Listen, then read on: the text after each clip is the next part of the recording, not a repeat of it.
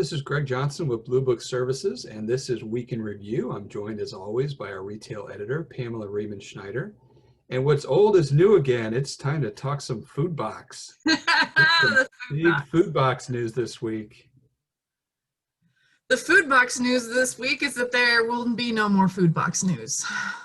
Yeah, really, I think the fate was sealed on that back last fall when President Trump decided that he would put signed letters in the boxes, which made it overtly political, which is before that, it had done a pretty good job of not being a political issue. And he really started it. And so when the Biden administration took over in January, we knew the writing was on the wall. There was just no way this program that cost over $1 billion, it's about $4 billion, was going to make it past the budgeted amount, which is the end of April, because it's so associated with the Trump administration. So the question is, what is going to replace it? So we kind of found that out this week. Yeah, we kind of found that out this week, although I'm not sure if I agree that it was super all together, everything was political about it, because I feel like the whole arc of this food box program, do you remember when they first announced it, there was this buzz in the industry about, oh, this will be great because all of these, distributors, all the middlemen in the industry had lost just the food service wiped out, the schools wiped out, nothing. They had no business.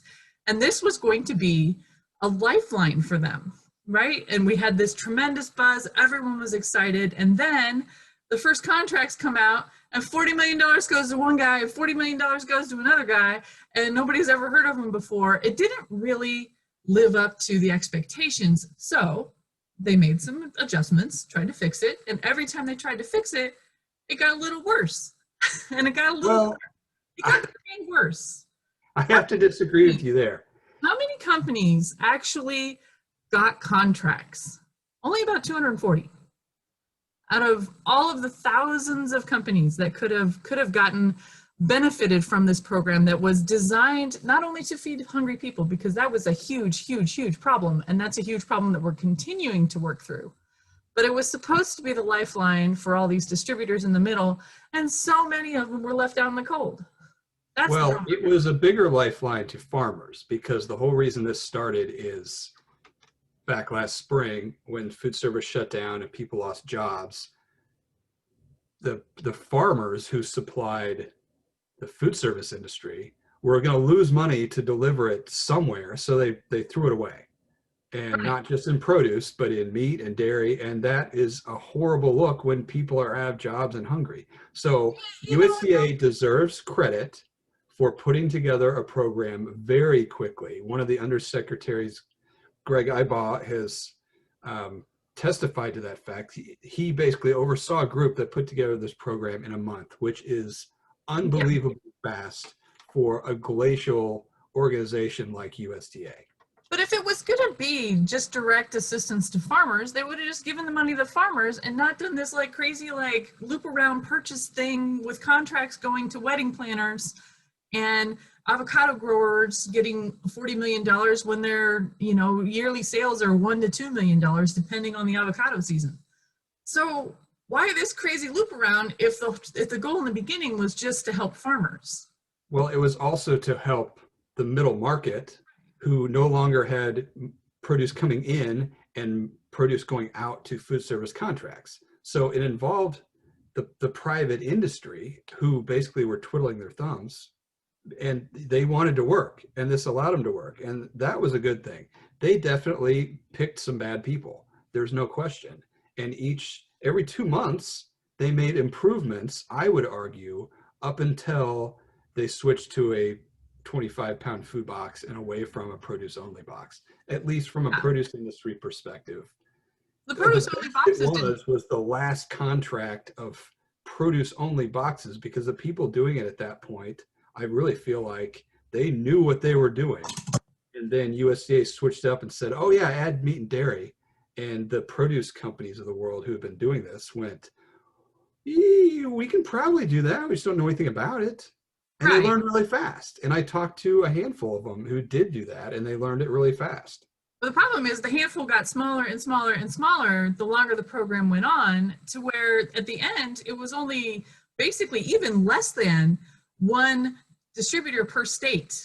And that isn't helping the businesses in the middle as much as we had hoped it would.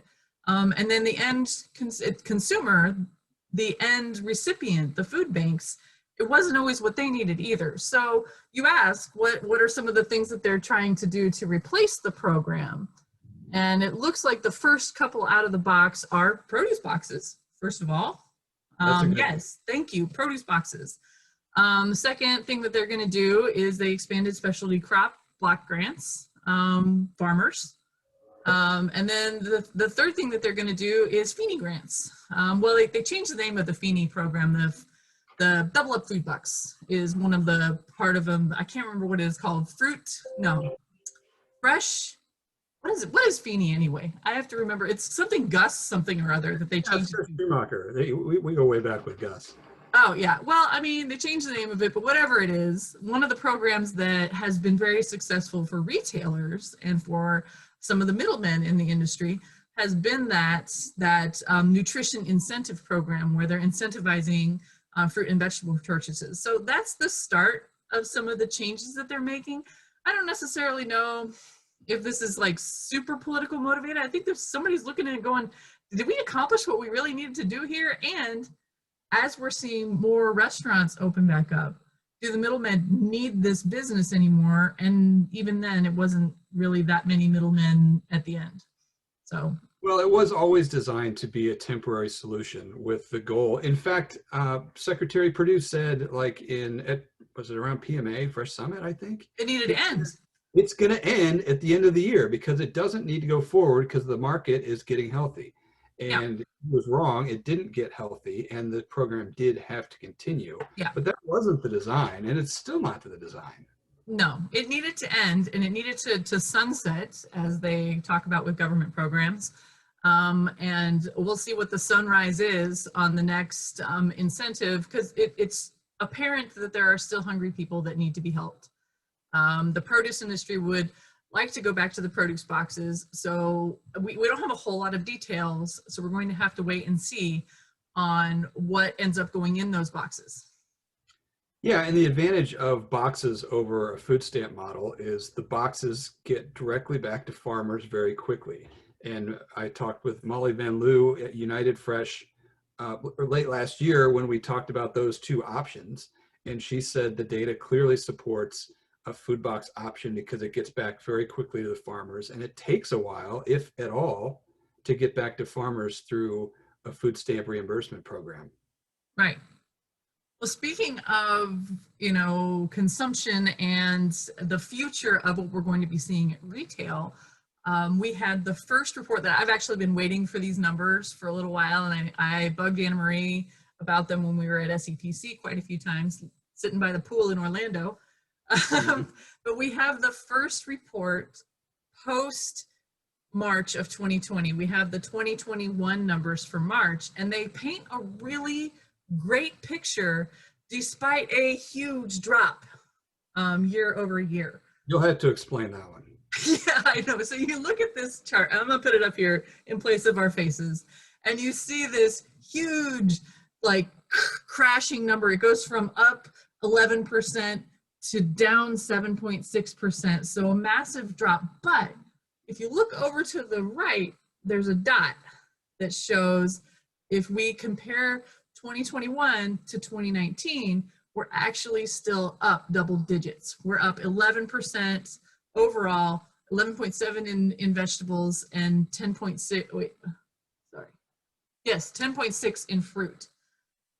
So that's actually showing that even though we're seeing restaurants reopen, we're seeing kids back in school in a lot of places. So they're eating school meals, which are free through the end of the year still at every school that has signed up for the program. It took a while for Texas to get all of its schools signed up. Ask me how I know. And so once we're seeing the economy open back up, especially for restaurants, but we're still seeing retail sales trending double digits over 2019. Over normal. Over normal, yes.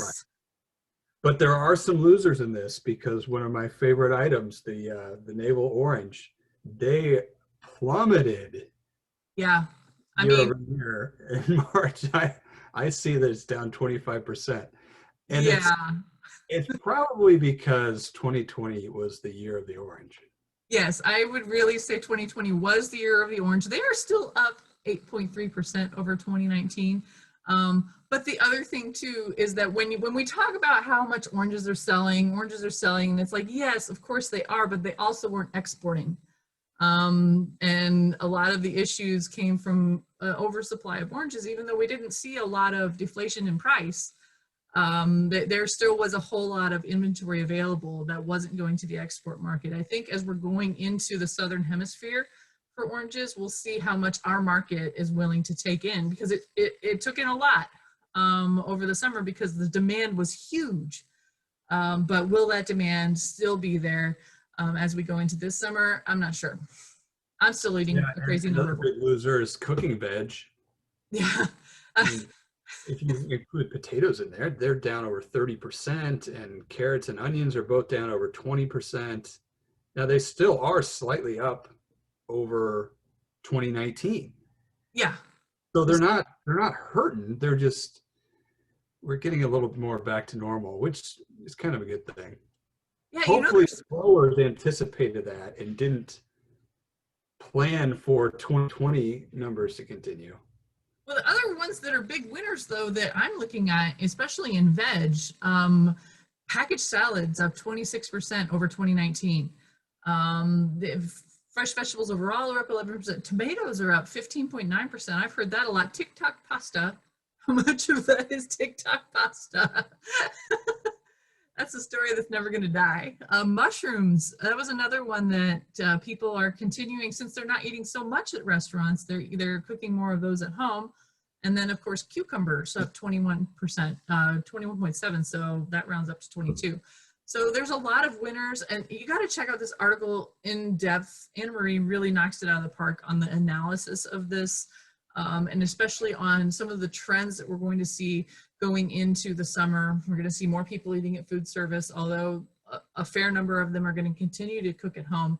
And then we're going to have schools out for summer in not too long, which a lot of us who have gotten used to having the kids back in school who are still working from home are, a little a little trepidatious about it.